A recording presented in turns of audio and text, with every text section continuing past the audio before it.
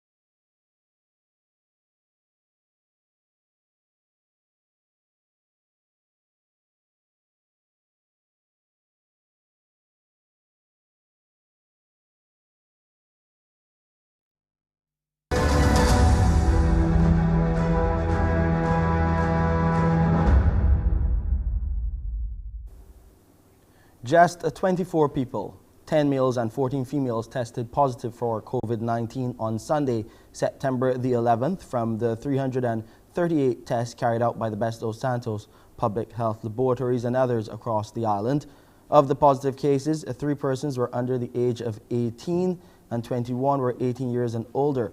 There were 47 people in isolation facilities, while 427 people were in home isolation. As at September the 11th, there were 556 COVID-19 related deaths. 2.5 years into the COVID-19 pandemic, less people are requiring hospitalization in Guyana, and the death toll has reduced significantly. The Minister of Health there, Dr. Frank Anthony, credits this to the availability of COVID-19 vaccinations. Some 87% of the adult population has taken at least 1 dose of a COVID vaccine. But you have a combination of people who have received vaccines. There might have been a lot of people who got infected as well, so they have some immunity because of their past infections. And perhaps when you combine that in the population, you would have a substantial amount of persons who would have some level of immunity against COVID. Currently, people are contracting a milder form of the disease and experience symptoms like runny nose, fevers, and muscle aches. Most persons infected do not require hospitalization, and those that do are mostly senior citizens or persons with underlying conditions. So to be on the safe side, because we don't know who would eventually present with symptoms that require hospitalization, the safest thing to do is to make sure that your vaccinations are up to date. So I wouldn't say that the virus is weaker. I would just say that perhaps with all the interventions that we would have made, that in the population now, we have a little bit more protection than we previously had. Internationally, Ukraine's President Volodymyr Zelensky says his forces have recaptured 6,000 square kilometers of territory from Russia in a counteroffensive this month, marking Moscow's worst defeat in the near seven-month-old war. Meanwhile, yesterday Moscow launched air, rocket and artillery attacks on reclaimed areas in the Kharkiv region, a day after Kyiv said Russian raids on electricity infrastructure caused power blackouts. Well, since early September, Ukrainian troops have advanced rapidly.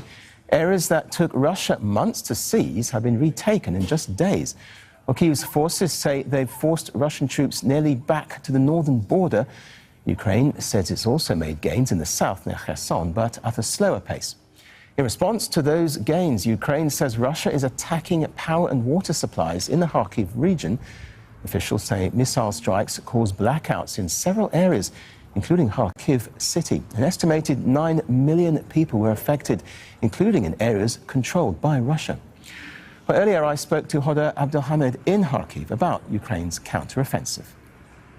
The Ukrainians are continuing their counteroffensive, but we actually, as media, when it comes to this military operation, we have very little access, if any, at all. And I think that the thinking among the military here is that they will control the message and that the media really reporting can only be disruptive. So what we know is what we get on from these statements. The latest we heard through these statements is that the Ukrainian army is indeed in Izium.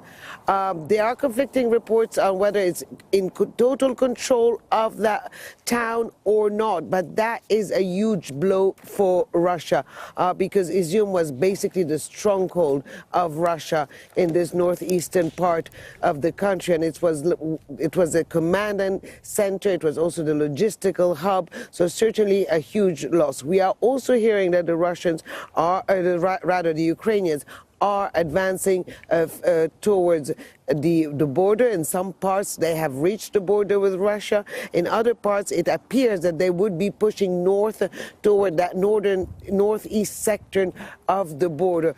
But more than that, at this point, we cannot tell you, except that the mood is very upbeat among the Ukrainians. 3,000 square kilometers captured in a matter of days, 10 days or so. A huge success for them that has taken everyone by surprise, and certainly the Russian soldiers. 6:13 is our time on this Tuesday morning. Let's go over to Pearson now to see what he has for you on today's edition of Morning Barbados. Pearson, over to you. Thank you, Shane. Good morning, everyone. When you join me at 6:34 Morning Barbados, we'll tell you about the Archipelagic and Island States Forum and their partnership with the Femlet's cohort. Why? What's that about, and how can you benefit from that collaboration? We'll share that with you for sure. The Japan Exchange Teaching Program is offering opportunities for local teachers to be able to teach in Japan. How do you go about doing so? How do you go about grabbing hold of that opportunity? Well, we will tell you about that this morning, so listen up for that for sure. And What for the Cure? The Pink Ribbon campaign is back, but with a slight change. We'll tell you the changes, the new route, and all the details when you join me at 6:30 for Morning Barbados. Shane, back to you. Thank you, Pearson. And we have more news coming your way in just a moment. We'll talk about we'll get the opinion from the ambassador to CARICOM, David Comishong, about Commonwealth and if it will survive the passing of the Queen. So details to this and other stories coming your way here on the Morning Report.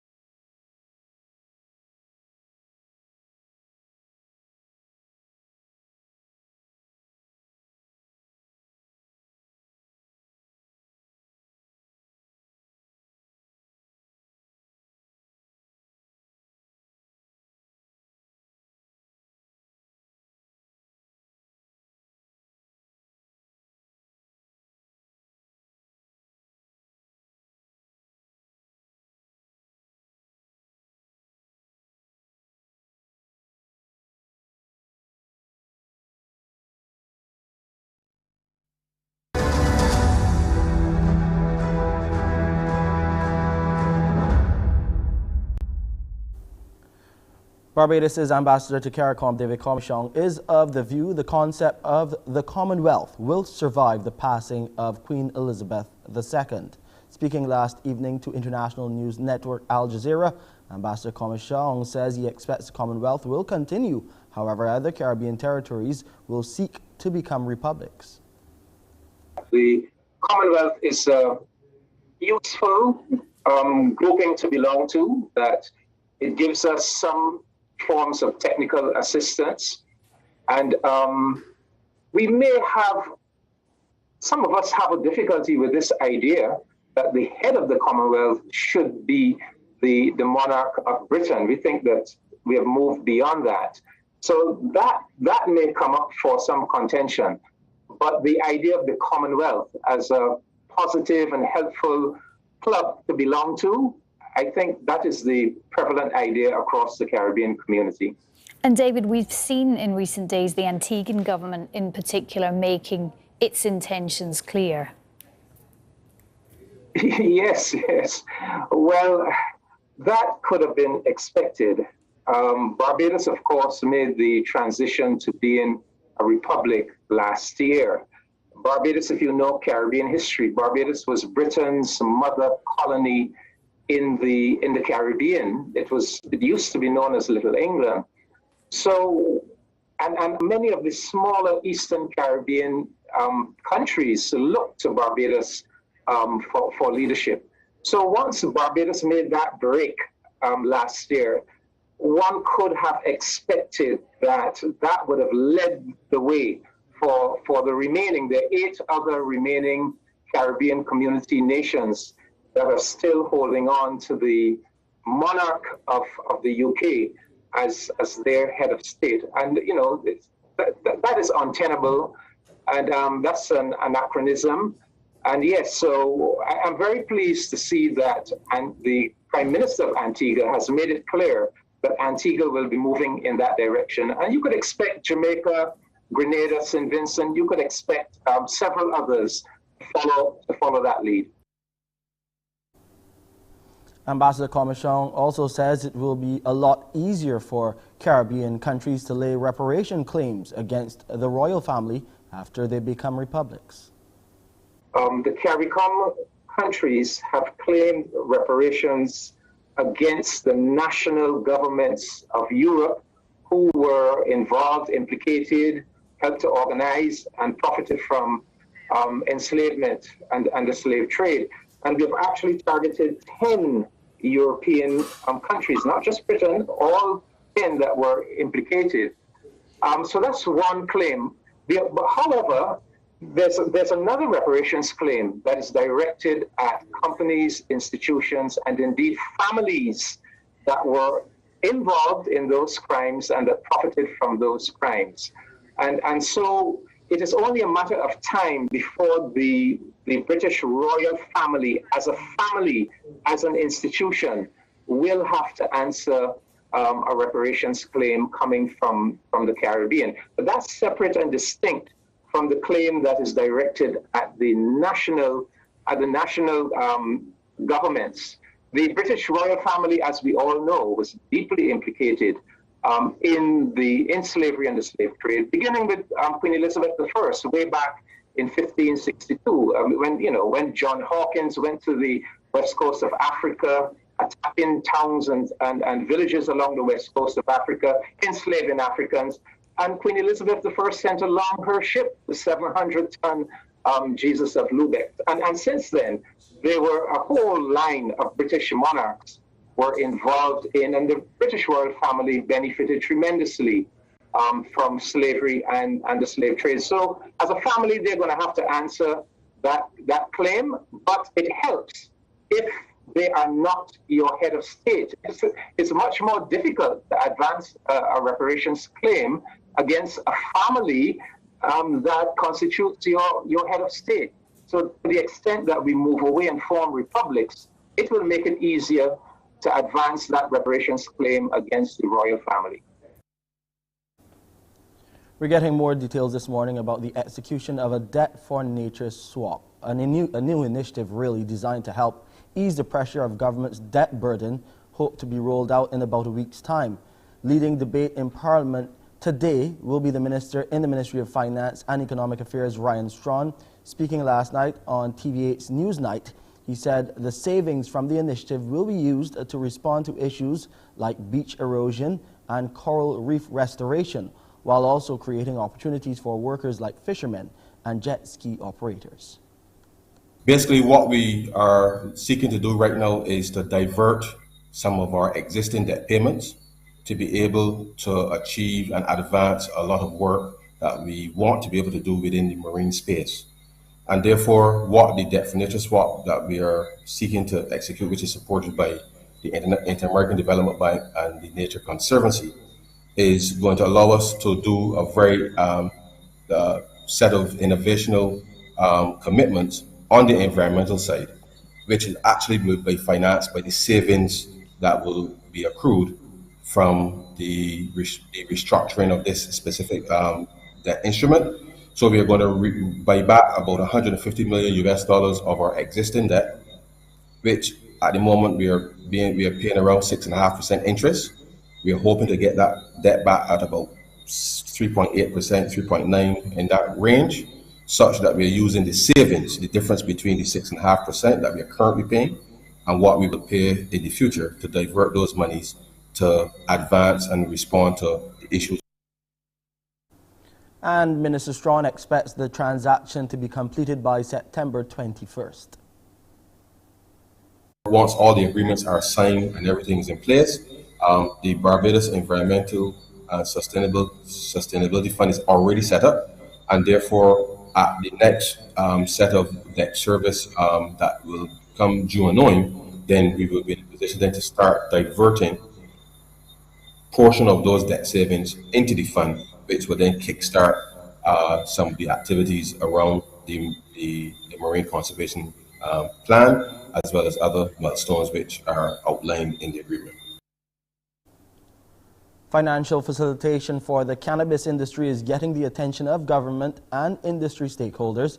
The Minister of Agriculture, Food and Nutritional Security, Indar Weir, says it is one of the hurdles they have to overcome, and it has also been raised during recent meetings in Trinidad.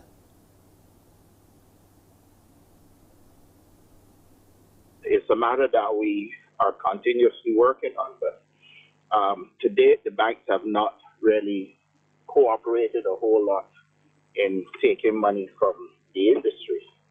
And they would only do so once this matter is clarified within the U.S. The Prime Minister has been dealing with it as well, and we're hoping to find some means through which the trade within the industry can be carried on, either with or without the bank. A group of young entrepreneurs has been told it will take innovation and creativity for them to move their business ideas to reality, but they've also been told that building their business on a platform of service to the customers is what will make it successful. The advice from Minister of State in the Ministry of Foreign Trade and Business, Sandra Husbands. She was addressing the participants in the Pinelands Creative Workshop sponsored Creating Innovative Thinkers in Business training program, which opened yesterday at the Spirit Born in Bridgetown. I've seen businesses fail when we develop a product, we develop a service, but we want to package and deliver it in the way that pleases us. I've seen boutiques that stock only those things that suit the owner, the colors, the styles. Amazing. And then when people come into the boutique who don't fit that mold, look through all of the goods, then realize there's nothing here for me to buy. And the person is there scratching their head wondering, why is it I can't get business? Because the business was set up to satisfy their own desire. It was not shaped and fashioned from the notion of, how can I serve you and what do you want? Along with the Pinelands Creative Workshop, the program is also facilitated by the Small Business Association, and some sessions will fall within the association's week of activities beginning next week.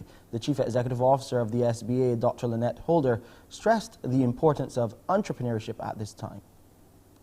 Our communities and our country by extension need us to be in business, need us to take those skills, take those ideas, take those talents and commercialize them, big words, monetize them, turn them into income-generating projects for our community, not only for ourselves.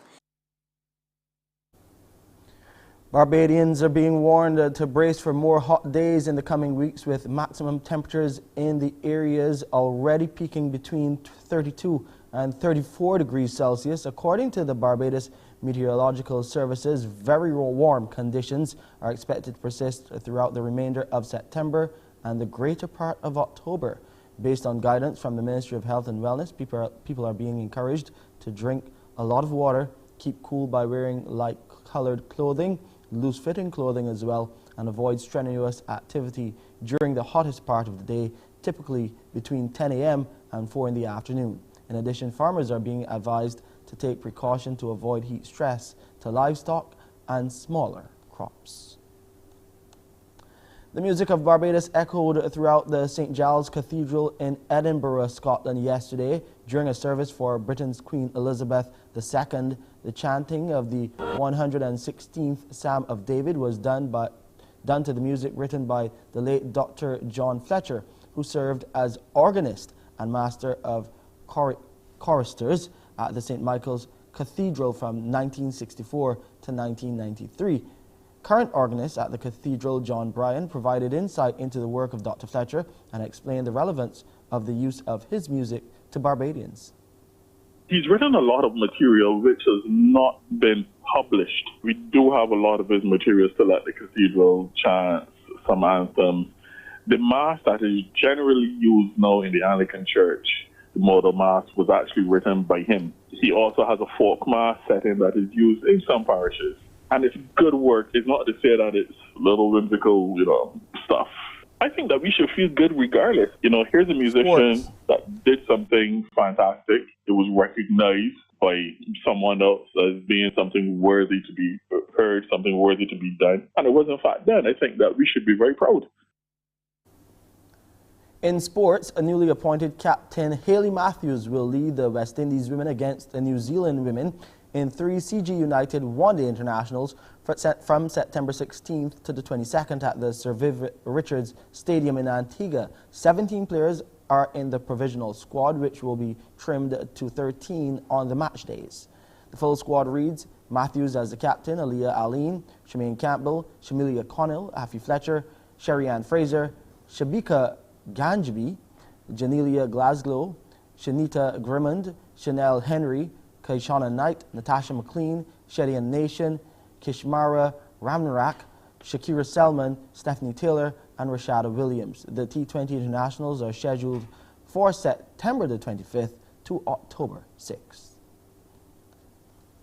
And that's our look at sports this morning. Let's take a look at weather now. Temperature on the outside is pretty warm already, 26.7 degrees Celsius. It is partly cloudy, and it's feeling like 33 degrees Celsius, the apparent temperature. The relative humidity is up to 85%. The barometric pressure, 1011.6 millibars, and those winds are coming out of the east at 19 kilometers per hour.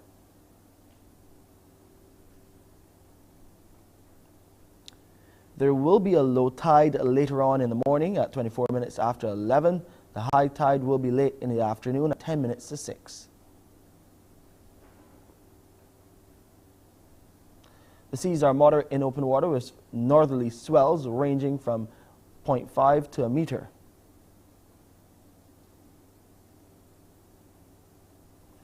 Today will be sunny with cloudy periods and occasional brief light to moderate showers.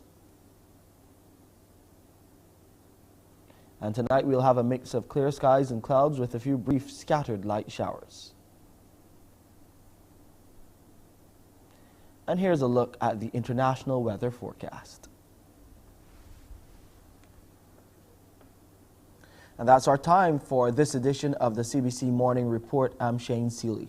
I'll see you at 7 with headline news. Up next is Pearson with Morning Barbados.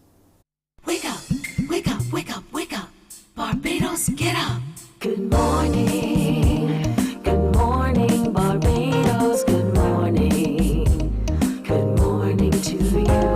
Good morning. Morning, morning, morning. Good morning to you. Good morning. Morning, Barbados. Good morning. Good morning to you. Good morning.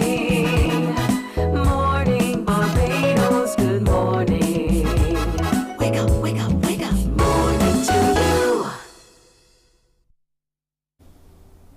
Good morning, everyone. Welcome to Tuesday, the 13th of September, 2022. I'm Pearson Bowen, welcoming you everywhere. Thank you so much for joining us on our streams, on YouTube and on Facebook. I encourage you to interact with us there as well. Now it's Tuesday. So today, Thornwood will be in, and he will definitely be taking some of your questions. If you care to, you can call him and pose some of your fitness concerns and queries with him. Indeed, we're looking forward to that exchange. There are Barbadians doing some excellent work across the world. We meet this morning a Barbadian who is a global champion. He will join us this morning to talk about his exploits within recent times, and particularly in the Asian area. We'll hear from him what he's been up to.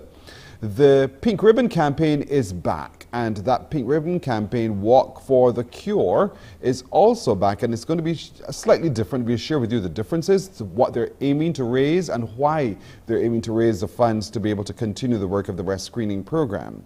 The Japan Exchange Teaching Program is on, and applications are open now. Opportunities are granted for Barbadian teachers to be able to service students in Japan. We'll tell you how to do so in just a little while, but let's get started this morning by taking a look at the Archipelagic and Island States Forum and their collaboration with the Femlets cohort. Joining us to talk a little bit more about that partnership is Adreem Bais and Gabrielle Gay of the Femlets cohort. Good morning, both of you ladies and gentlemen. Good morning. Good morning, Pearson. Good morning, Barbados. Good morning, Adreem, as well. Good to see you all. Adreem, I want to start with you because, Adreem, you are the marketing and program coordinator with this Island States Forum. What is that about? Yes, thank you very much, Pearson. So the Archipelagic and Island States Forum is a platform designed to include island states and archipelagic countries, regardless of their region, their size, their development level, and every island and archipelagic can be discussed their struggles, their solutions, their action on this platform. So we take part of 47 archipelagic and island states. We are under the United Nation Development Program Indonesia, and also working with the government of Indonesia as one of the biggest archipelagic country in the world. So that's in a nutshell what Archipelagic and Island State Forum, or AIS Forum. Yes, and so a lot of your focus is on the environment and how our environments impact lives within those 47 and more small island states like ours. And so this is where, Gabrielle, I want to hear about the partnership with this now, Gabrielle, the AIS. What does it mean? How did this partnership come about? Wow, Pearson, it's just been absolutely fantastic to create such a historic partnership for Barbadian legal education and education in general. So this all commenced when initially I was a speaker at one of the AIS Forum initiatives, speaking with regards to Barbados, the Caribbean, and how climate change adaptation and mitigation can occur through education. So after that initial, linkage and connection, we then just continue to foster a wonderful connection, and with the FemLex cohort, which I'll explain what that is for our viewers. So as the name connotes, Fem, which is French for woman, Lex, which is Latin for law, and cohort, esteem gathering.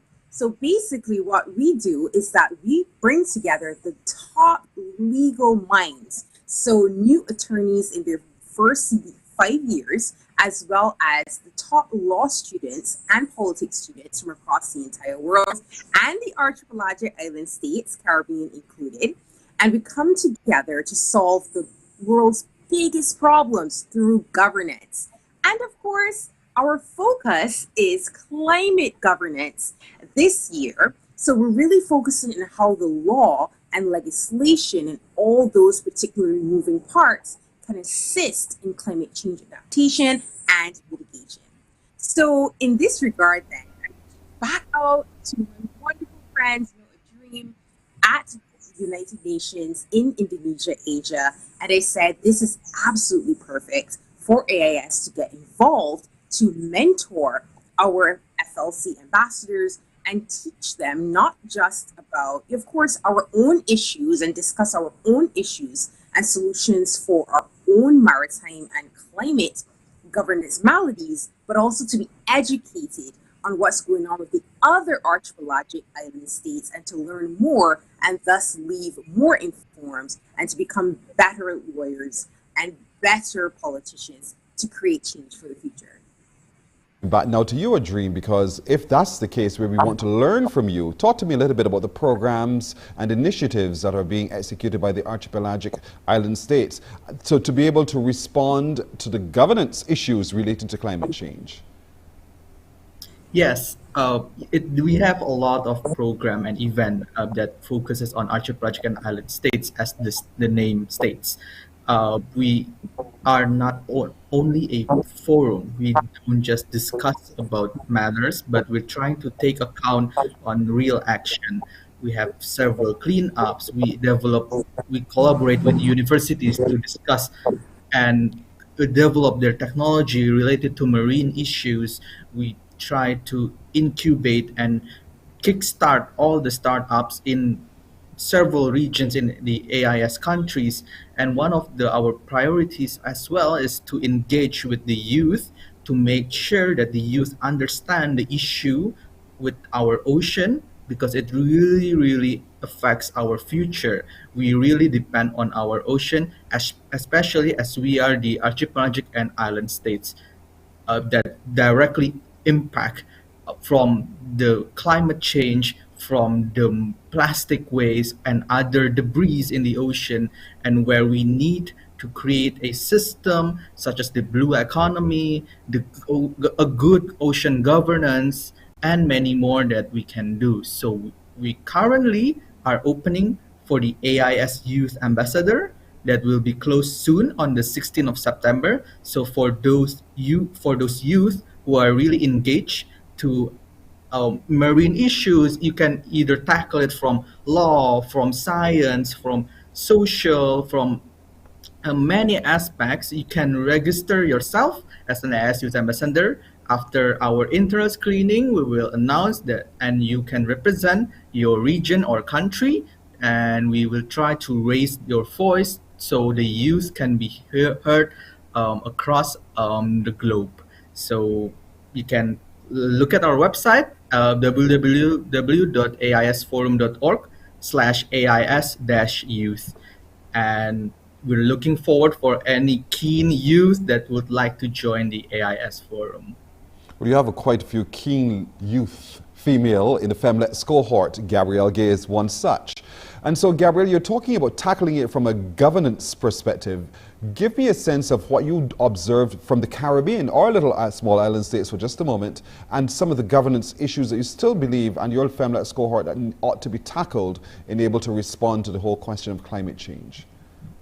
Oh, I'm so happy you raised this, Pearson, because, for example, if one scrolls, for example, the Barbados Bar Association, you would see that, for example, we only have currently 1 lawyer, 7 lawyers in the areas of climate change policy, the areas of maritime law, versus over 200 lawyers in family law and criminal law. So clearly there is a deficit with regards to, the legal fraternity in the necessity and very necessary areas of climate change and adaptation. So already you can see that there is very much, as I said, a deficit and a need for more legal professionals in this area.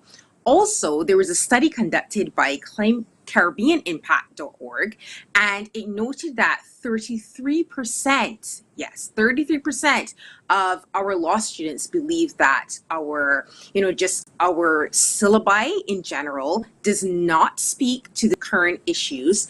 And many of them, over 70%, believe that the actual, whole construction, the academic, and the mentorship as well is not provided within the Caribbean context in legal education to facilitate a well-rounded attorney in all of these current and pressing global challenges. So, the Femlex cohort, we are filling that gap by ensuring that our FLC ambassadors, bright, intellectual young women from across the AIS states, Barbados included, are opened, and their minds are opened and their horizons are opened to environmental law, to the issues environmental law.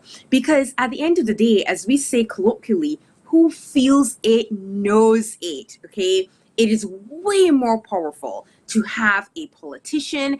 It is exponentially more powerful to have a lawyer at the table who can advise clients in ESG, which is environmental governance, and really advise them in the areas in which they need to go, who is actually from the states that have been affected and who has actually been mentored by the United Nations themselves on the issues and solutions therein.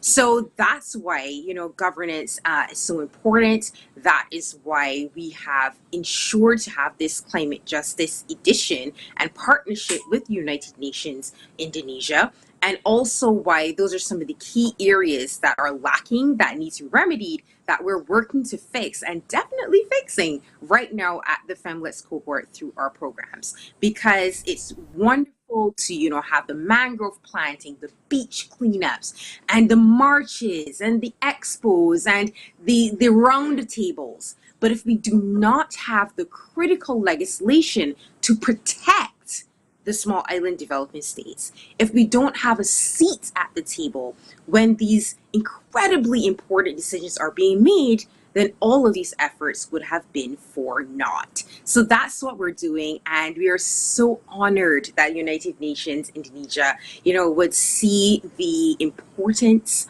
would see the efficacy of our work at the Femlets cohort, and they saw the vision and jumped right in. So I can definitely assure you that the future is bright for environmental law and governance, through the Femlets cohort and the United Nations EIS Forum. That's fantastic. And so, Adreem, now you said you're looking for some youth activists here to be able to join you, some youth ambassadors in your youth ambassadorship program. The Femlets cohort, they come with legal minds, but that's not the only category of people who you're asking to join the program. Give us a sense of who can become an ambassador, and then again remind us how we can put ourselves forward to be one of the youth ambassadors. Yes, in order to join the AIS Youth Ambassador, you can learn more about the benefits and what would you get at the website, at our website. We can definitely, we will have a series of training about many important stuff, and definitely directly mentored from the United Nations itself. Such as project management, knowledge about SDGs, and about the ocean issue itself across the AIS countries. So if you are one of the youth fellows, so you don't need to be an expert to join. We just need the people who is ready and have a high motivation to start making a change across the archipelagic and island states. All right. So you go to the website and you get to know a whole lot more. But this sounds like a really wonderful partnership between the AIS and Femlets cohort. Something tells me, with Gabrielle in it for sure, that wonderful things are going to be the outcome. And that's the only way I can describe it. Indeed, her energy is infectious and she will get them going. And so I want to wish both of you and your respective organizations the very best in this partnership. Thank you so much for joining us this morning. Thank you so very much. You're very welcome indeed. Morning Barbados takes a break here. We're coming back in just a moment. Morning, morning, morning. Good morning. Good morning to you.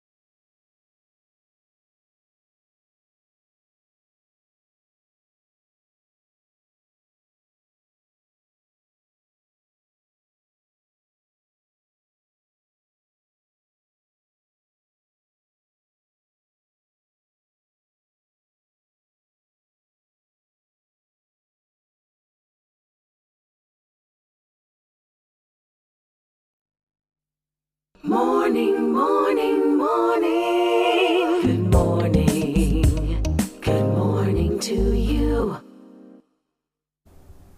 We're now 13 minutes to go to 7 o'clock. The 2023 Japan Exchange Teaching Program applications are now open for such. And so I know you're asking, what is that about and how can I now avail myself of it? Joining us to talk a little bit more about that and to hopefully inspire a number of you teaching and teachers here on the island to take up this teaching possibility is Dr. Kikuko Sahai.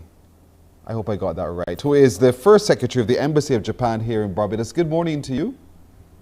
Good morning. Thank you very much for having me for this this morning show. Yes, good to see you yet again. I know last year we did talk about this, the teaching exchange program in Japan. Again, for those who may have missed it then, who are now trying to figure out what it's about, tell us about this partnership with the Embassy of Japan and how Barbadians can be able to benefit from that partnership. Okay, so the JET program is an exchange teaching program which was founded in 1987. And through the JET program, Barbadians are invited to work as assistant language teachers in school through Board of Education throughout Japan. With more than 70,000 participants from around the globe having participated in this program. And it offers a unique cultural exchange opportunity to meet people from all around the world living and working in Japan. The program is also expected to facilitate multicultural understanding through English language education. So we are really encouraged Barbadians to participate in this program. So what you're looking for are what you call the assistant language teacher. And so what is that role? What's the role of the assistant language teacher? Yes, thank you very much. This is really, the interesting the position for that working in Japan. And assistant language teachers is full support of the English classes that is conducted by Japanese teachers in elementary, junior high, and senior high schools. And assistant teacher duties include assisting in English classes taught by Japanese teachers, especially to facilitate oral communication, such as in word usage and pronunciation. And also assisting in language training for Japanese English language teachers, as well as ALT assistant language teachers are also invited in the extracurricular activities such as sports, culture, and school events. Thus, these participants are given the opportunity to learn a great deal about Japan in its language, culture, and people. Participants also take opportunity to introduce culture, history, and people to Japanese people about Barbados to Japanese teachers and students. So that JET participants are therefore cultural ambassadors who promote mutual understanding between Barbados and Japan on the local level. Indeed, it sounds really like such a wonderful opportunity for the Barbadian to be able to go to Japan. They'll work alongside Japanese teachers of English, and while they're helping in understanding the pronunciation of words, understanding the usage of English words, so that the Japanese student becomes far more adept at the use of English language. But while also there, they get a chance to share with Japanese who we are as Barbadians, our culture through our music, our food, our styles, our dress, or everything, or every experience. And so this is a really wonderful cultural exchange. But vice versa, Japanese teachers and students also get to share with us, Barbadians, the culture of Japan as well, so that when they return to Barbados, there's a better appreciation for who and what the Japanese culture is. So this is fantastic, I think, as a program. What qualifies you now? What are the qualifications in order for anyone watching a teacher today to be able to register to be a part of the program? What qualifications are you looking for? Yes, so the prospective applicant must be a citizen of Barbados. So the Barbadian can apply for this program through our embassy. And also the participant or applicant should hold a bachelor's degree or higher. And also the applicant must possess excellent English language skill. And also the most important thing is applicants are responsible and highly motivated to teach English language in Japan. Also, not required teaching experience would be an asset. Yeah, for sure, it would be an asset. There's some who are watching who are saying to themselves, perhaps I'd love to have the opportunity, but I'm a little bit scared to be able to give up what I know here in Barbados, to take my leap of faith to go live in a strangely different place, Japan. Tell me what's so exciting and interesting and beautiful about Japan so that they can get that bug bitten so that they can come over to Japan? What's beautiful about Japan? Actually, each year we receive numerous applications to there. So there is a keen interest in the program for the Bajans. And also we have currently the 16 Barbadians still participated in the program. And up to now, 47 Barbadians have participated in the JET program. And also that Japan is there is an opportunity working in Japan or overseas using this experience, because that program provides multicultural understandings and also exchange. So that is why the people have a great opportunity to have future employment in Japan as well as around the world.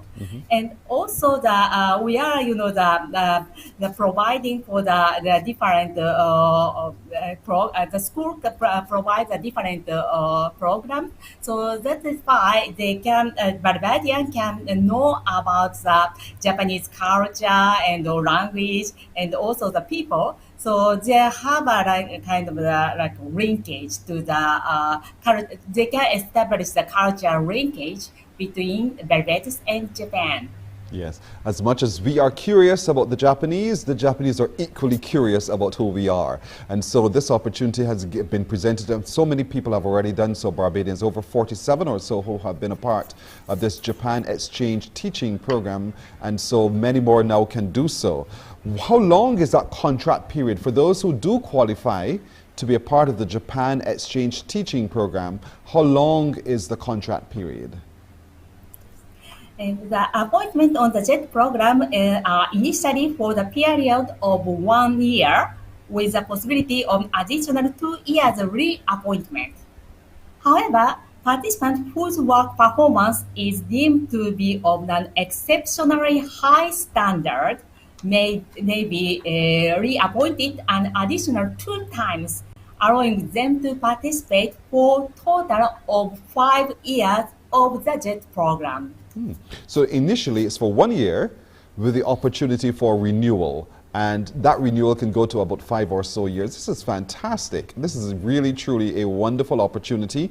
When does have you begun to take applications, and what's the process for applications? The application period is currently open, and we encourage persons to apply, and the deadline is on Thursday, 1st December at 1 p.m. The application should be handed to the embassy. So also the application form and guidelines are available on the embassy's website. After perusing the document, if persons have any questions, they may contact us at the embassy. Indeed. And we Go ahead. also intend to host a question and answer session to assist the participants for the application process. Detail of this upcoming session will be published on our website and Instagram. Indeed. And so you have, folks, until the 1st of December this year to get your application in. Your application needs to be hand delivered. It's not delivered online, you're hand delivered to the embassy. The Embassy of Japan is located at building number 2, the ground floor of Chelston Park in Cullimore Rock. So once you've completed your application form, which you can get from the website, you can download it, fill out the application form, and take it to building number 2, the ground floor at Chelston Park in Cullimore Rock, and deliver your application. If you have any queries whatsoever, you can also call the embassy. The numbers are 538-5700, 538-5700, or you may send an email if you care to do so, and the email is right there on your screen. Take a look very carefully at the contact details. You can email culture@rt.mofa That information is there on your screen. Take some time, write it down. And if you are a teacher of English and you love this cultural exchange, this opportunity in Japan real soon, then you can talk among yourselves and complete the application form, deliver it by hand to the embassy there at Charleston Park, Cullimore Rock. Any queries, those are the contact details indeed. First Secretary, I want to thank you again. I hope that many Barbadians do apply. I know the opportunity to learn Japanese, to learn the Japanese culture, to enjoy the Japanese food, to enjoy the Japanese music, to just explore that vast land known as Japan, the Far East, will be one that Barbadians will take great hold of, and that opportunity is fantastic. But in doing so, as cultural ambassadors from Barbados, the opportunity now to take our culture to the Japanese children, to work alongside teachers of English from Japan there as well, to help the students understand the application of the word in the English context, to the pronunciation of the words as well.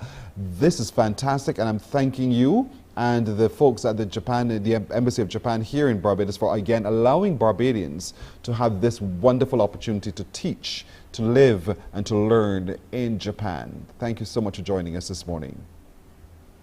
Thank you very much, and also that we are really, exciting to having the more Barbadian to apply this JET program, and more the young Barbadian participated in this program. Well said. Thank you so very much indeed. Kikuko Sahai, who is the ambassador, the first Secretary of the Embassy of Japan here in Barbados, talking to us this morning about the Japan Exchange Teaching Program. The deadline is December the 1st this year. You go to the website and you will download the application form, you will fill it in, and you will take it by hand and you will deliver it to the Embassy there of Japan at building number 2, the ground floor, Charleston Park in Cullimore Rock. And you can call 538-5700, or you may send an email to culture@rt.mofa.go.jp if you have any questions, any queries at all. But I want to encourage as many of you as possible, teachers of English, to grab hold of this opportunity for the Japan Exchange Teaching Program. The contract is 1 year. It is up for renewal. You'll be assessed. It's a possibility of renewal for another year, perhaps up to possibly 5 years. But there you are. You're taking the culture of Barbados to Japan. You're taking your teaching of English to Japan. We'll take a break here and we're coming back in just a moment. Morning, morning, morning. Good morning. Good morning to you.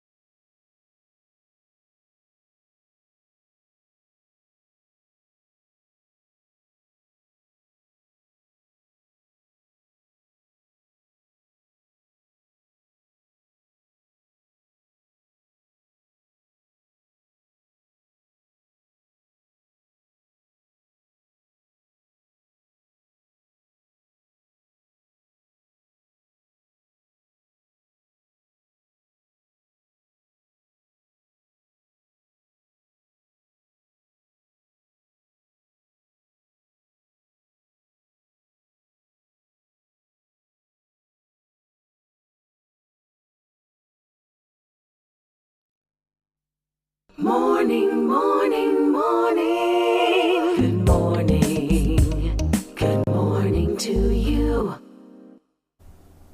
2 minutes after 7 o'clock. Now let's get an update on the news. Here's Shane Seeley. Thank you, Pearson.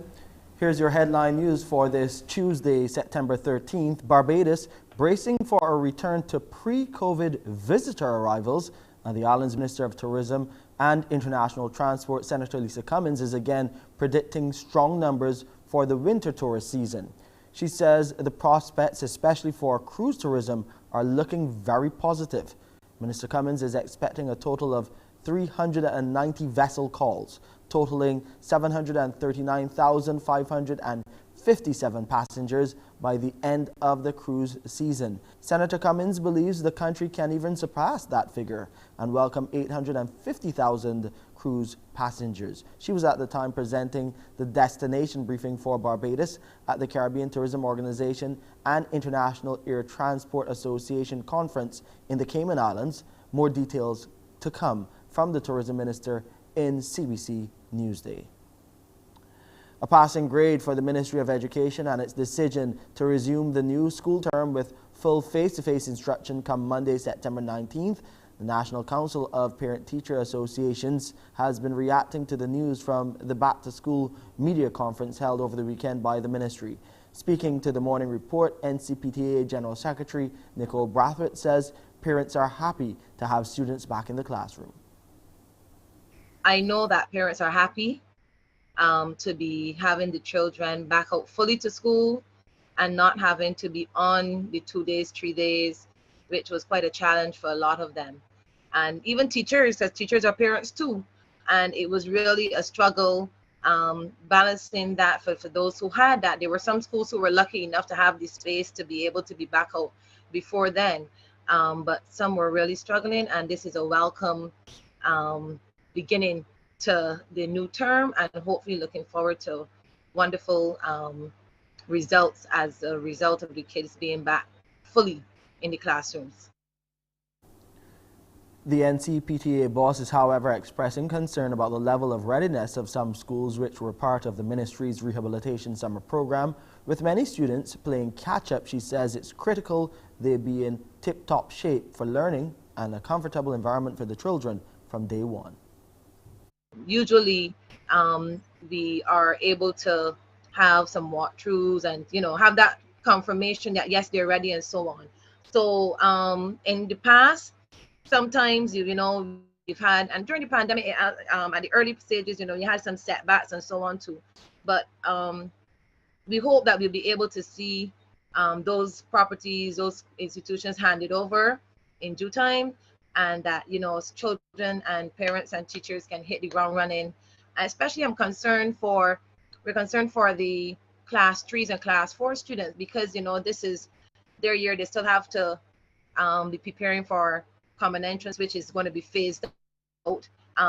But as it stands now, these, especially the class 4s, they're still perhaps going to be the ones facing the common entrance in, next year. And we want that they will get the full gamut of the time and, don't have to be put back in terms of, buildings not ready and so on. Later today in Parliament, we will be hearing about more details of the execution of the Debt for Nature swap, that new initiative designed to help ease the pressure of government's debt burden, and it's hoped to be rolled out in about a week's time. The minister in the Ministry of Finance, Ryan Strawn, he's been speaking about it last night on CBC News Night, and he said the savings from the initiative will be used to respond to issues like beach erosion and coral reef restoration, while also creating opportunities for workers like fishermen and jet ski operators.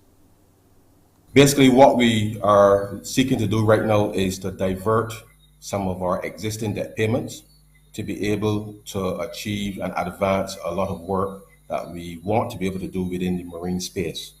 And therefore, what the Debt for Nature swap that we are seeking to execute, which is supported by the Inter-American Development Bank and the Nature Conservancy, is going to allow us to do a very set of innovational commitments on the environmental side, which is actually will be financed by the savings that will be accrued from the restructuring of this specific debt instrument.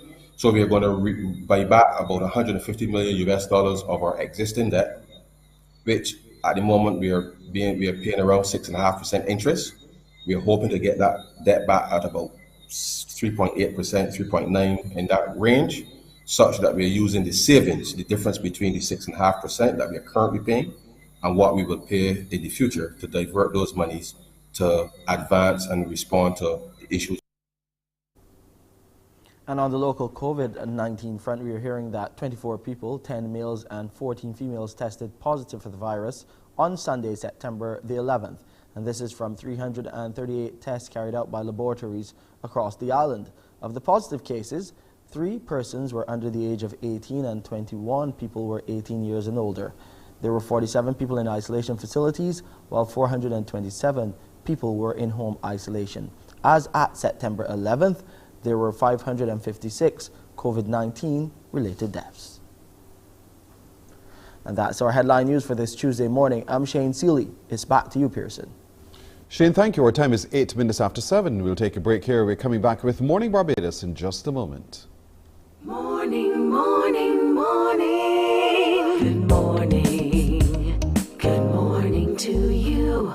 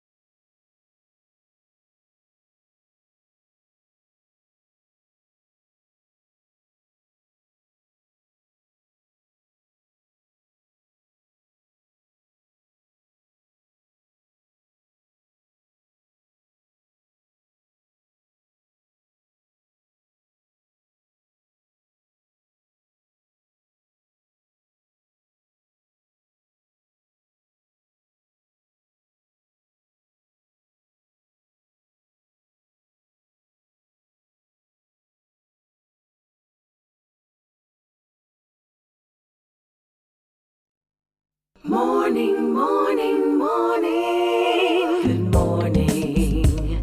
Good morning to you.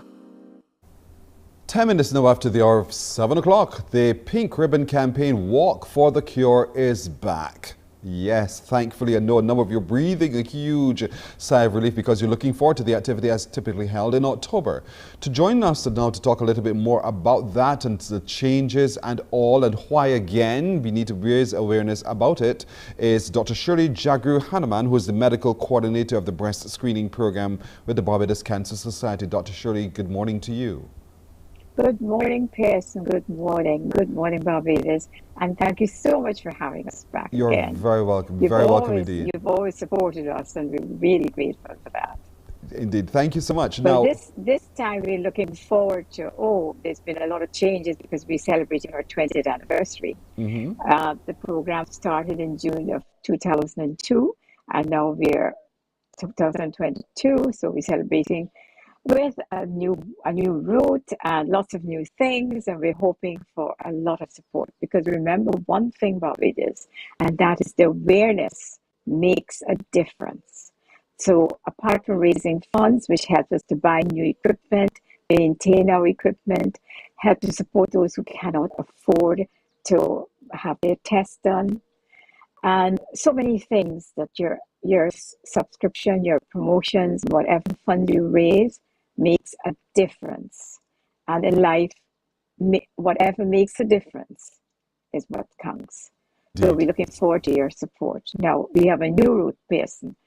When you're ready, I'm going to tell you about it, because we're all excited about that. so let's talk. I want to start first with the program, the breast screening program, for just a moment, so people best understand. 20 years now on, do you get the sense that women in particular are paying greater attention to breast health so that you can tackle having early intervention should one present with breast cancer? Yes, definitely.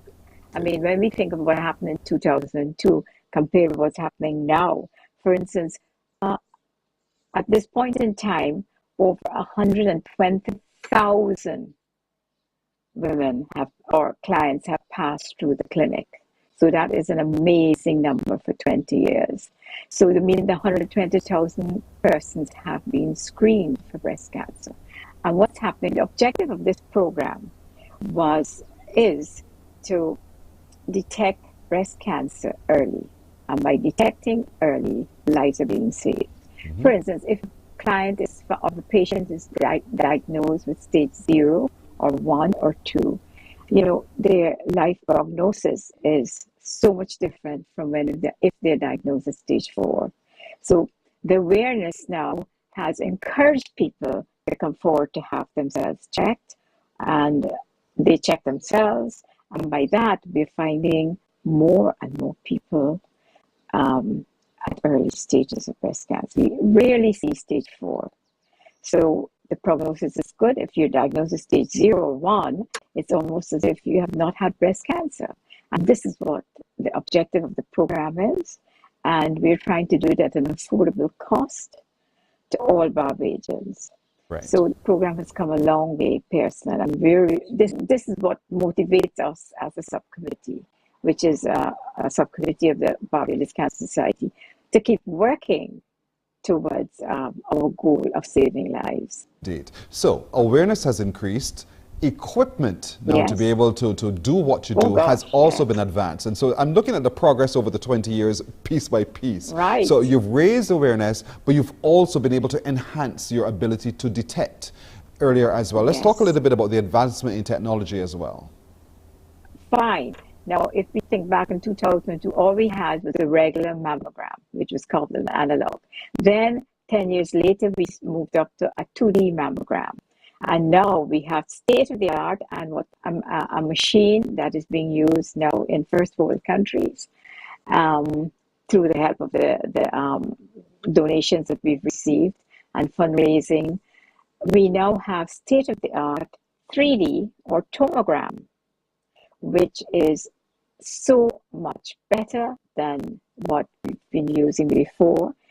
The beauty about this, it is very specific, and the smallest lesions can be found. Along with that, we have improved in our ultrasound equipment so that we now have a 3D ultrasound machine. And all these equipment are being used by specialists trained in using them. So at this point in time, I would say, Pearson, to all Barbadians, that we have come a long way, and the onus is on them, the responsibility is on them to go and have themselves checked, because they have all the facilities at the breast screening program. We have everything there that is up to date and that can diagnose breast cancer early. We even have on this new machine a special attachment for men. So the smallest breasts can be done with very great efficiency. So the work continues. So we're encouraging people. Yes. Yes.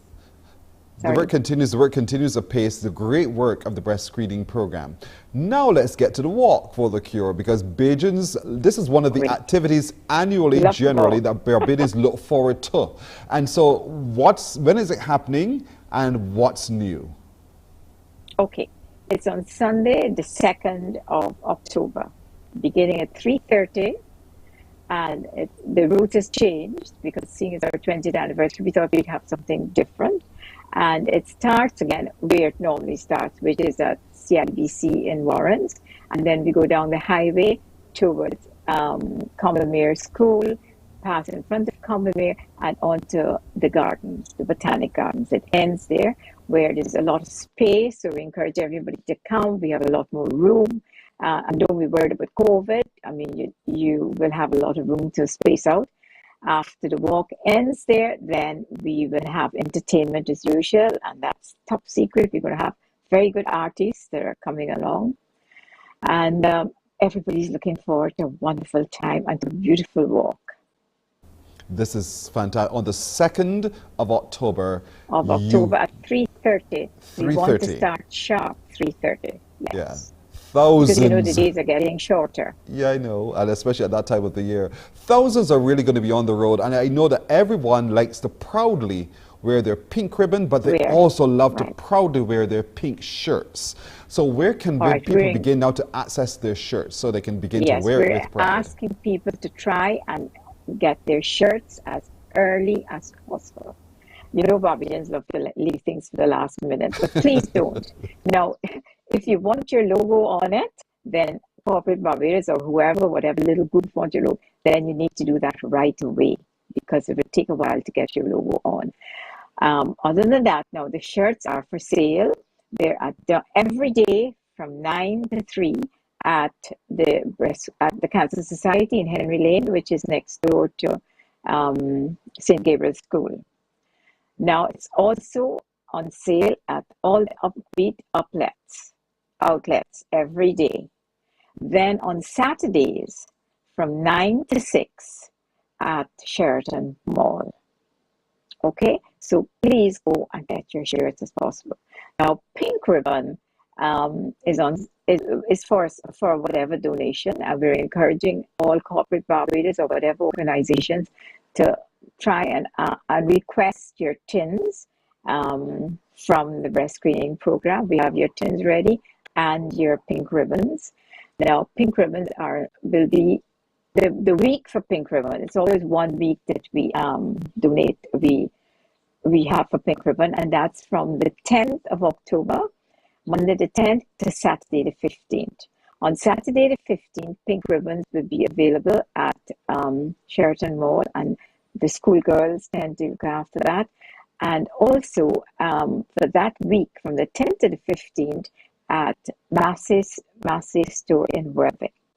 Now you can get any amount of pink ribbons and tins from the Cancer Society breast screening program. Just call 436-8888 or 227-0028, 228-0027 at the breast screening program and order your tins. Now, everything starts with a prayer. We've done this over the 20 years. So on September the 26th at St. David's Parish Church, we will be having our service, and we're inviting the public and all organizations to be present. The service starts at 8 o'clock, and it's not going to be very long, so we would love you to come and join us. Then during the month of October, we have pink drinks in a number of restaurants, and it's non-alcoholic, and we encourage you when you go to have a meal out or whatever to order your pink drinks. Then we also have during that month, every Friday, it's Pink Friday, so we encourage everybody to wear their pink. Now, all this is part of the awareness program to promote the breast cancer awareness, which is still taking the lives of our women, you know, and a lot of that is mainly by late diagnosis. The breast screening program at the moment are having some very good statistics with early diagnosis. For instance, in 2018, we had 23 positive cases. Now, in 2020, we had 57. And in 21, we had 69. So you can see the number are increasing. And most of them, I'm happy to say, and this is what gives us all the enthusiasm and the motivation to keep working. Most of them are between stages 0 and 2, which is really what we want. But we want to see most people at stage 0 because, you know, we can't prevent breast cancer. But if it's diagnosed early, we can save lives, or your lives can be saved. Now, the mobile vehicle is also available. It's available all year round, and we're encouraging all Corporate Barbados to use it as much as you can. I think, oh yes, we have trinkets. I can show you if you can see very some quickly, of the trinkets. Yes. Yeah, very Mugs. quickly, I'll show you some of the trinkets. Water Okay, bottles. and these are all available from the breast screening program. You can call and order them. We also have metal pins. And if I can just show you what our t-shirts look like. Yes. Okay, they're up there. And we have socks and we have caps. We have lots of trinkets. So please call and order them and wear them. It's all support set. the breastfeeding program. We're Well all said. set and ready All to go. set and ready to go. Remember, folks, October the 2nd is the day of Walk for the Cure in your pink ribbon, your pink shirts and so. But you need to get your pink shirts very, very early. There are a number of locations where you can do so. Sheraton Centre is one, Upbeat is another. But if you need to know where and if you're not certain how to get your logos printed as well, do contact the Barbados Cancer Society, 436-8888 or 228-0027, the breast screening program, and get all your answers, get those gadgets and gizmos and everything else as well. Be outfitted and totally kitted for this walk on the 2nd of October. But there's a church service on the 25th at St. David's Anglican. There you go. And we're all encouraging as many of you as possible to be a part of it. Dr. Shirley Jagru Just Hanuman. one more thing, Sure. Pearson, before you go. Not all the shirts are pink. This time we've got some white shirts with pink writing to make a difference. Interesting indeed. Thank you so much for the change. So many things are different. The route now goes and ends at the Botanical Garden. Dr. Shirley Jagru Hanuman, who is the medical coordinator of the breast screening program, joining us this morning to remind us early about why we should get involved with the Walk for the Cure, the breast screening program's big initiative to raise funds. We're going to take a break right here. We're coming back with more in just a moment. Morning, morning, morning. Good morning. Good morning to you.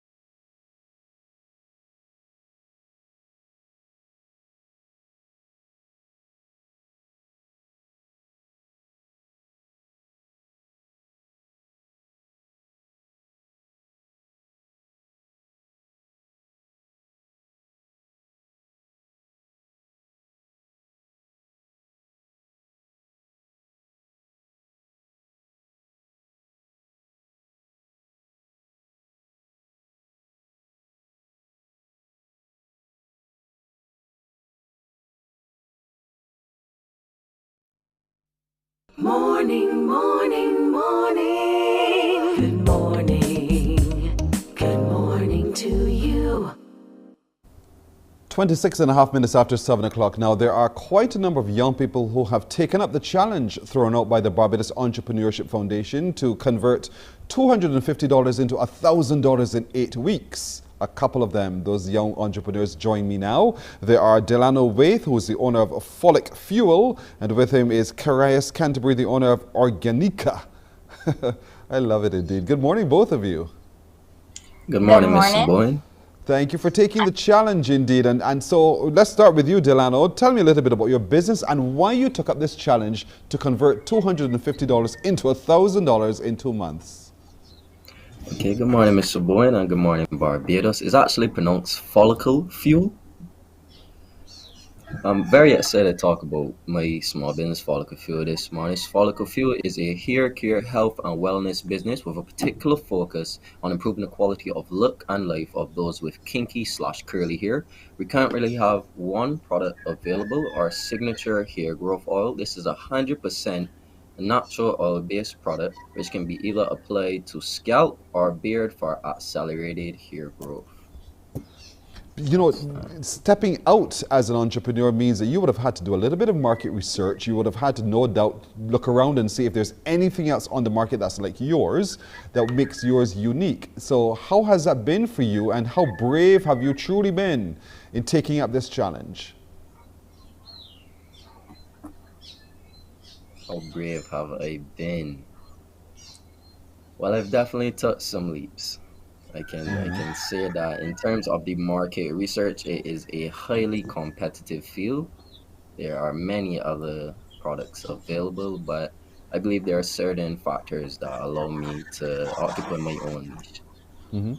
Now, the challenge is to convert $250 into $1,000 in 8 weeks. Are you on your way to doing so? Yes, please. All right, we're holding you to your word here, Delano. Karaya, what about you? Tell me a little bit about your business now, Organica, and tell me about the acceptance of this challenge thrown out by the Barbados Entrepreneurship Foundation. Okay, so the name of the business is Organica. And Organica. it is a group of young people. And we kind of actually started through the Barbados Youth Action Program. But when the BF threw the challenge, we took the opportunity to use it as a means of way of furthering the business. So far, so good? Yes, please. Really enjoying the challenge. Really? So what's been most fun so far in this challenge? Well, the fact that we get to meet other young people who are kind of in the same space as us, who have the same entrepreneurial mindset as we do. So the fact that we can network and come together as a group of young people and show people in Barbados that all young people are not bad and we have something to offer. Now, Delano does, products for the hair. You do... So we do root crop flowers, veg powders, and other food products. So this is one of our products that we have. Our cassava flour is made with 100% cassava, and we use a solar dryer to dry it. Now, this sounds as if it's quite an investment to start with to be able to produce at this kind of level. Talk to me a little bit about setting up your business, Organica, and being able to package in the way that you package, and then distribution and the like. Talk to me about that. So we kind of, as I said before, we have a group of young people. So we use our different areas of expertise and bring them together so that we can be a whole, just like how a body has parts. We use the different parts to our advantages. So some of us are good at production, some are good at doing labeling and that sort of stuff. So we use each one of us to make the product better. Are you two on your way towards achieving your 1,000 in 8 weeks? Yes, please. How many weeks has it been so far? You lost track? Maybe 4, maybe halfway. So you're about halfway now, and so you should be halfway to your target indeed. But as two young people, Delano, let's start with you. As two young men taking up this business opportunity to develop yourself in this kind of way, what do you say to other young men who are watching today who may feel a little bit idle, who are a little bit lost as to what to do? What advice can you give to them? What advice can I give to them? Well, stick to something and make sure you finish it. That's the one thing. Just stick to anything. Just one thing that you are drawn to or you truly like and appreciate. Just stick to it and see it through. Just see it through. That's all. Just keep on going. It will eventually break. When you had your idea to create the hair oils that you create, who did you share it with, and what encouragement did you get from family and friends?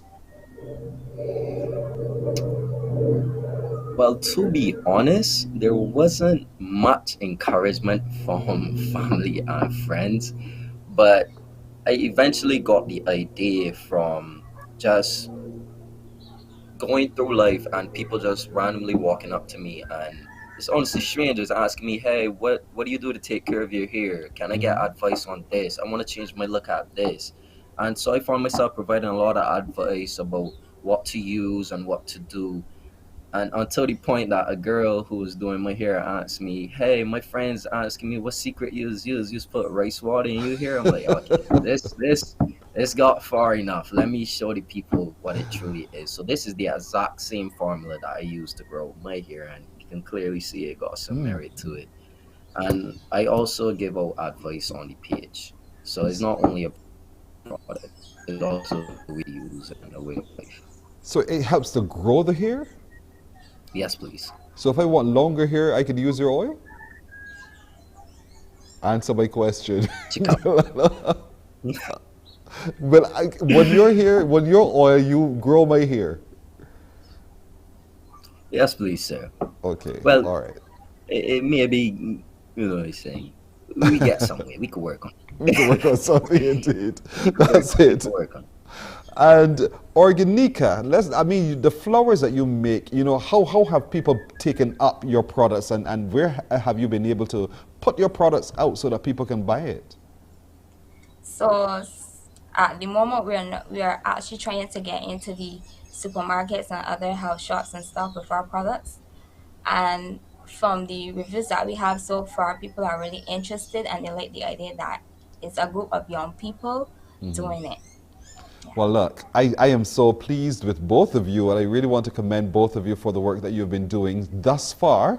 You're halfway through your challenge. You have a month still to go to almost quadruple the amount of your investment from $250 to $1,000, and then you'll be assessed as well. There are a number of other young people out there who are taking up this challenge with you, and I understand you're working in teams and in groups. You're rubbing off of each other, being inspired by each other as well. I love it. It is a wonderful incubator for you to be successful, and I hope that you really take full advantage of all that's presented to you from this challenge through the Barbados Entrepreneurship Foundation.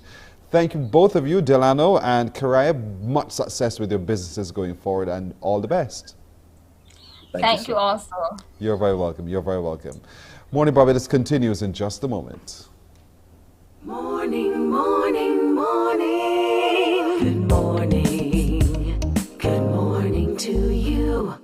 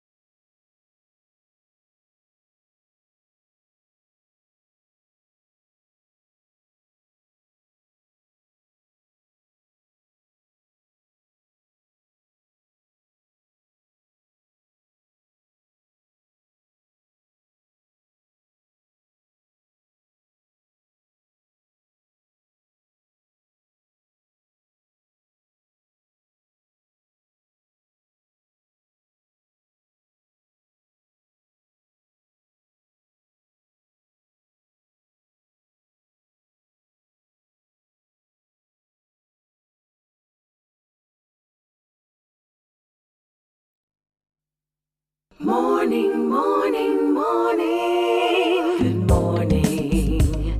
Good morning to you. 24 minutes now to go to 8 o'clock. When you take your skill and you make the most of it, and so it is recognized globally, that is one thing. But when you're able now to take that skill that is recognized globally and use it to your advantage everywhere else in the world while representing your country, that's another thing. And so in 2016, he received a coveted title. Who is he? He joins me now. He is known to you a lot as see, there he is. Do I need to introduce him any further? DJ Puffy, good morning to you. Well, good morning. It's actually nighttime here in Indonesia, so good night to me. Good morning to Barbados. What's going on? We're good. What's going on there in Indonesia?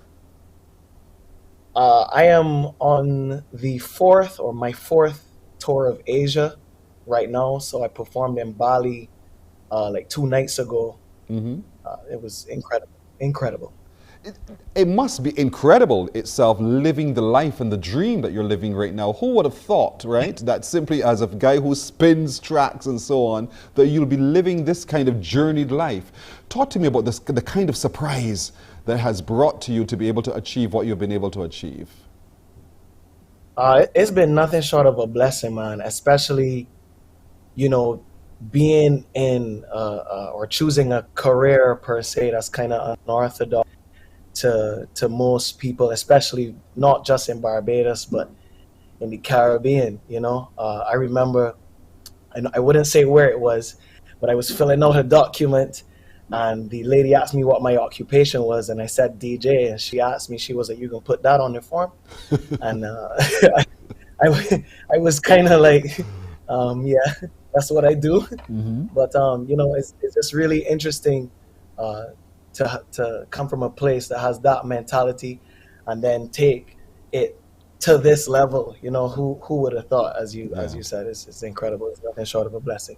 Indeed. So in 2016, you took a chance. You took a chance on yourself, and having taken that chance as a wild card, look at what happened. That chance led you to be the World Red Bull Freestyle World Champion.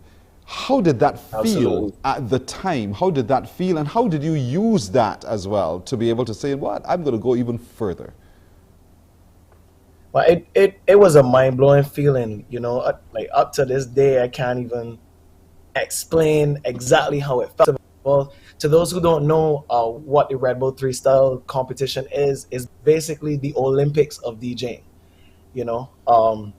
So I was able to enter that through the wildcard entry. Barbados necessarily have, or the Caribbean didn't necessarily have a way of entering before that. They changed the rules that year, and I managed to enter, represent my country first time ever, and to be able to go all the way, you know, I didn't necessarily change my ways. The exposure, basically winning a gold medal in the Olympics means, you know, you're number one at what you do, and you're number one in your field. So the exposure globally, to be able to become a musical ambassador, not just for my country, but for the region, and to show people what the Caribbean has to offer as well, musically, in terms of DJing and spinning music and producing music as well. It's been a massive experience, and I remember falling to my knees when they announced me winning, and then after that, just talking to my team about how we're going to capitalize, as you asked just now. And I think we definitely did that, capitalized on the momentum. We were able to follow up the following year, starting said Asia tour that I'm on right now with my agent for Asia, Daijiro, Mr. Imamura. Thank you so much. And yeah, this is the 4th time that I'm touring this side of the world. Wow. So it's been amazing. It's been amazing.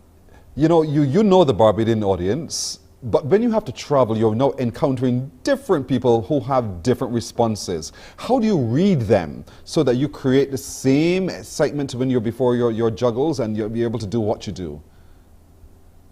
It's interesting. First of all, we do a lot of research beforehand. My agent, as you guys saw just now, there was a clip of me performing there in Bali just now. The club is called Shishi. But yeah, we do a lot of research beforehand about the type of music that the club plays, the type of nights. This was us taking a picture after the performance. Wicked.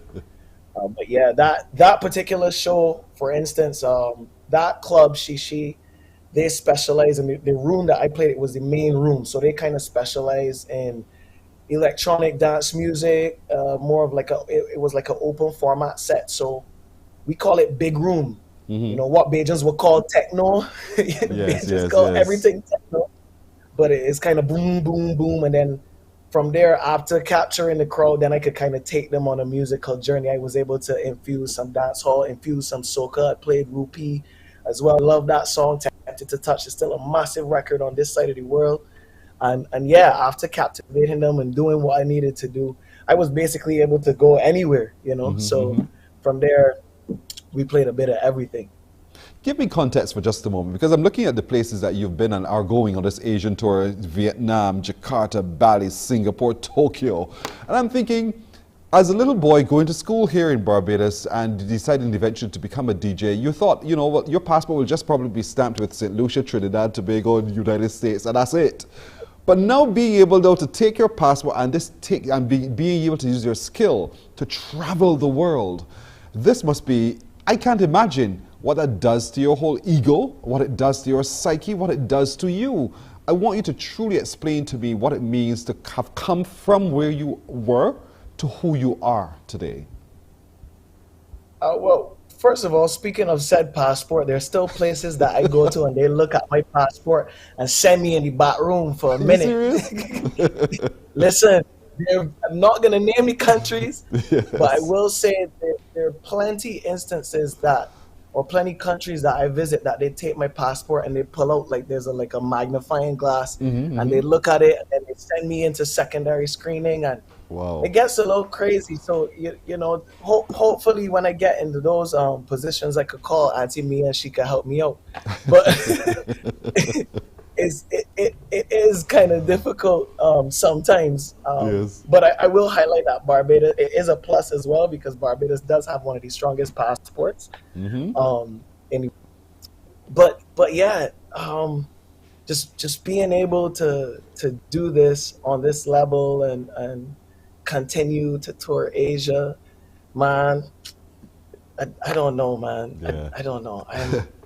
I'm at a loss for words. We're doing so many shows out here. Say that again, sorry. I can imagine, you know, the conversations, because you're still quite young, that one has with one's parents. When one's parents you say, did mention the ego. I do wanna place emphasis on how important it is to control the ego.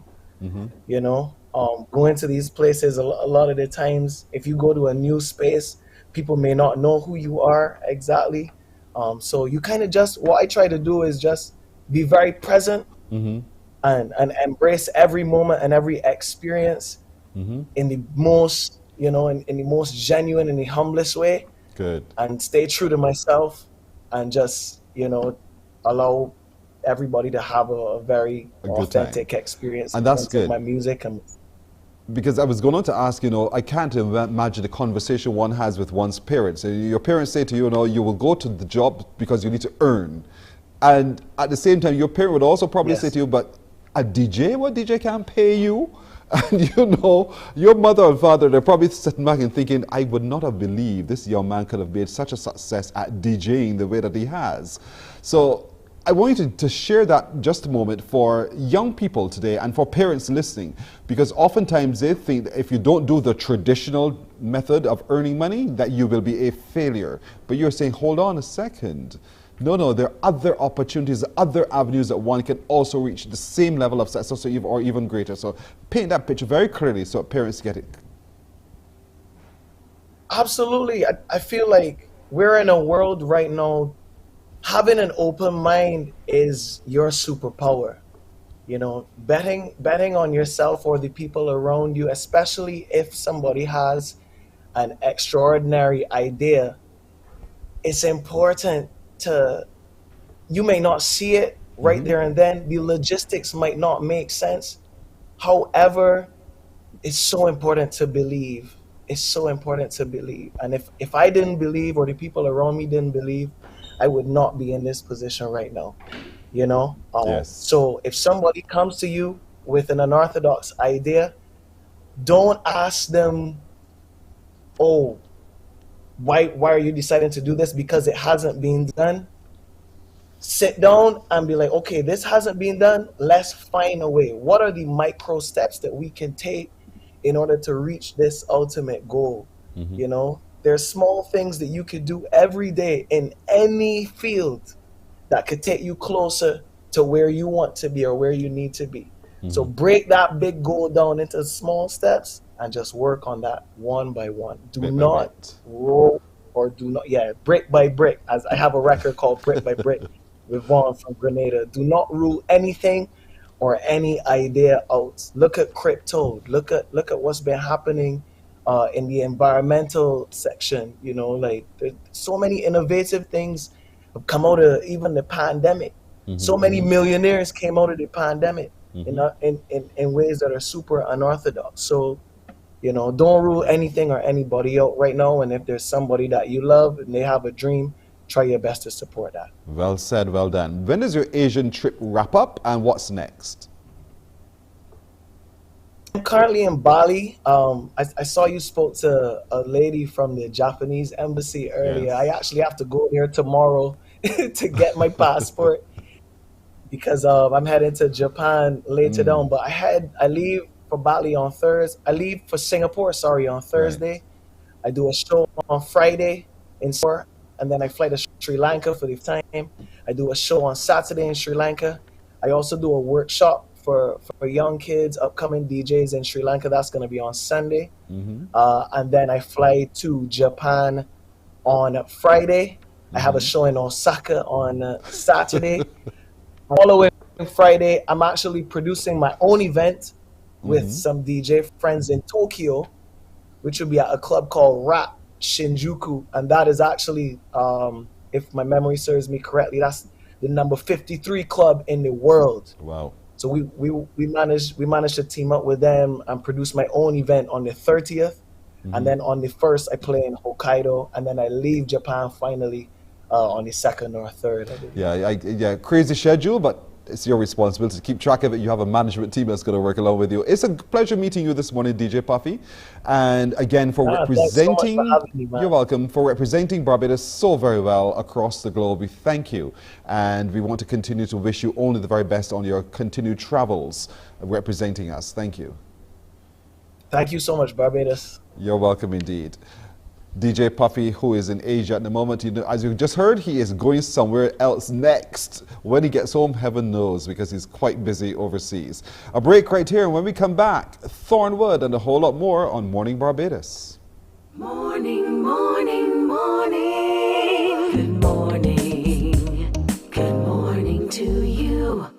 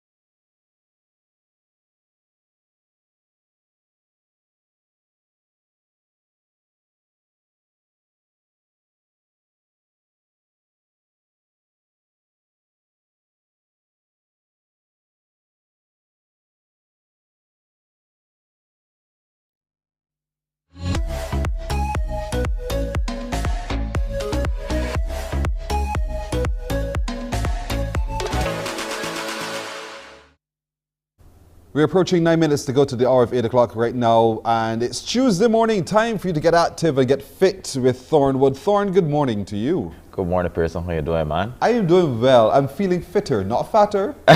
Fitter today, indeed. And that's the beauty of living life and having you in my company ever so often. Well, that's what it's supposed to be about. You're supposed to be getting fitter each and every time. Like, there's supposed to be some measure of improvement every time you train. You know, that's what it's about. And just waking up in the morning and going to the gym and not seeing any clear progression, that can also be, you know, a little off-putting. So you want to see a little itch come off. You want to be able to run faster, jump higher, you know, leap tall buildings with a single bone. I am moving faster. I'm going longer. Okay. And, you know, that's important to me, given my own health challenges and the like. Right. But I feel a whole lot better as well, and that's what's good. So guys, y'all heard that, Pearson? I feel as though my clothes are fit to be better too. That's the truth. You know, next thing you know, you can see Pearson. There's some hills coming up. Boy, CBG Hill there, so watch me. Indeed.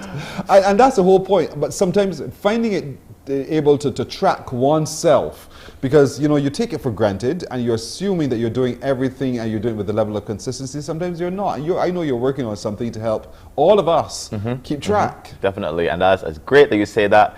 Caliphate, we're actually working for the last year, maybe 2 years, that we've been working on an app for you guys to really take fitness to the next level on the island. That's really and truly what it's about. It is absolutely inclusive, so you could be as young as 10 and as old as 80 and you can participate in it.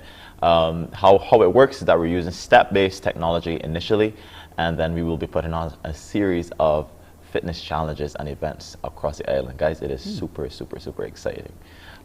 It better be super, super, super easy. Well, there is some measure, like I said, it's absolutely inclusive, and there is some measure of ease where it comes to it. Yeah. As you can imagine, walking has become super popular here on the island, and we've used that to incorporate as our main base in the app itself.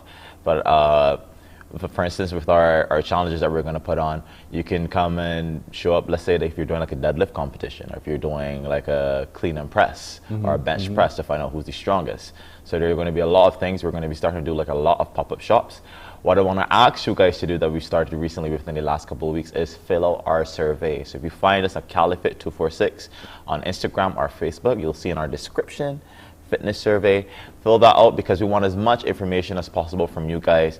How many of you use smartphones? We know that's we know that's a lot of people. How many of you use Apple Watches, smartwatches, that type of stuff? And it's a measure of, we added fitness and gamification, and basically what gamification is relatively self-explanatory, but we're making fitness more fun and adding a reward aspect to it. So and that's good. And so in filling out the survey, it helps to give you the information, it helps you to shape the app in the way that best responds to the majority. Definitely. So it's gonna help us with the information of the general populace to know what you guys are interested in, what you guys are not interested in, how much of you have used fitness apps before, and we really want to add a great spin to it. So like I said, there is no limit to what kind of fitness activity. I'm trying not to spill spill the beans yet, because the team would have my head. But it is absolutely inclusive. So like I said, you could be doing something as easy as walking, or for instance, big shout out to Spinny if you're in Spinny's class and you're checking your calories, checking your steps. All that kind of stuff is absolutely involved. So you could walk or you could walk up, ma'am. Both of them are uniquely Bajan.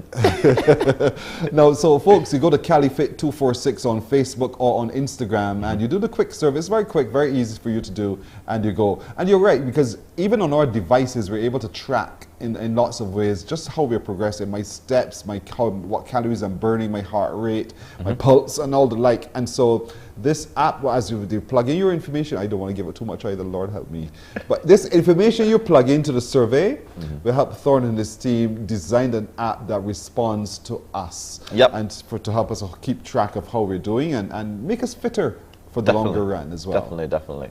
Our goal, it's funny, when I first started Caliphate, my goal was essentially to introduce calisthenics to the island, bodyweight movement, that kind of stuff. And I think that it is now, you were speaking to a lot of entrepreneurs before, and I think it is now kind of transitioned into, like, I really want to change the narrative of Barbados and what the island represents on a health aspect. So, our diabetes rates are relatively high, hypertensive, that kind of stuff. So in the next 10, 15, 20 years, I want the average Bajan man to have a six-pack, I want fitness to be so common that it becomes part of every household. No longer people just mulling through life and wondering what to do, where do I go in terms of training and that kind of stuff. You're so sure you have access to these things so easily, and not only that, is absolutely fun. So that's where I see this going in the next 10 to 15 years. So you guys can really look out for our pop-up shops. Big shout out to Raymond as well. We're going to be doing a virtual reality, some virtual reality fitness. So you'll be able to put the headset on, do some boxing. I'm excited. I try not to jump out the chair. Don't jump over here. But, and that's wonderful, the work that you guys are doing. And you're right. I think changing the mindset about going to the gym or taking on fitness is what's going to be critical. We have to be able to see it as cool, as fun, as not something to be afraid of. Don't think of it as pain, because it really isn't pain. It's more pleasure and success than you probably would imagine. Once you start, then you'll realize that that's what it is. And so with what you're doing and planning to do, that's part of the process in changing that mindset about taking care of one's vessel. Exactly. So if you make it part of the culture, more or less is what I'm thinking about doing. So like I said, 25 years, 50 years down the road, where like kids are just, oh, well, I know that this is part of what we do. Yes, you know, like within my family, it's been like that. My dad was in the gym. My dad was actually a dancer. My mother does not miss a day of spin. You cannot you cannot interrupt my mother's gym time at all. Even if I gotta get pick up from somewhere, she's like, you gotta wait till my spin. I'll come for you, but you gotta wait till my spin class done. I'm like, cool, mom. All good. So that's the culture that I wish to spread across the island, and hopefully the rest of the Caribbean, so that there's just an uplift. And like where fitness is concerned, when you feel better and you move better, then you perform better. Then hopefully we can see an improvement in people's like work ethic and that kind of stuff, because people are just genuinely feeling good because their body's feeling good. You are so lucky to have been born into such a family. It makes it so much easier, because it's the culture of the family indeed. And that's the whole point as well, that if we, one by one, all of us within a particular household, we change the culture by taking on more healthy eating, more fitness regimes, heading to the gym, doing more walking, eating. It's a whole host of things that we can culturally change. And part of that change is in this app that Thorn and his team they're developing, but you need to get onto the website. Caliphate 246 on Facebook or Caliphate 246 on Instagram, and take the survey. That survey helps to gather information that will help to shape that app. So that app can help you shape you and make yourself far, far better. Have I said it right, Thorn? Yep, definitely. We want to give a big shout out to the team. So that's Cohen, Kirkland, Brian, Aisha, Noel, all those people who have been helping to bring it together and create this project. We're going to be talking about it for the next couple of weeks as well, as things go on and we progress, and you guys can get to see like little sneak peeks and the logo on the website and that kind of stuff. Good. We're preparing for the beta in the next couple of months as well, so that will be a relatively big event for people to come and participate and really see what it's about, and just really like fitness should be fun. So something big is coming. Some big things are coming. All right, Thorn, thank you so much for joining me as always on the Tuesday morning. More next week, should God spare life. Thorn, thanks. No problem. Folks, thank you too for joining us here on Morning Barbados today. My producer has been Nadia Foster, technical director Samuel Mason, our sound engineer Christopher Blenman, and at Master Control Tamisha Green and Pearson Boyne. For all of them, to each of you, good morning. We'll see you tomorrow. Wake up, wake up, wake up, wake up. Barbados, get up. Good morning.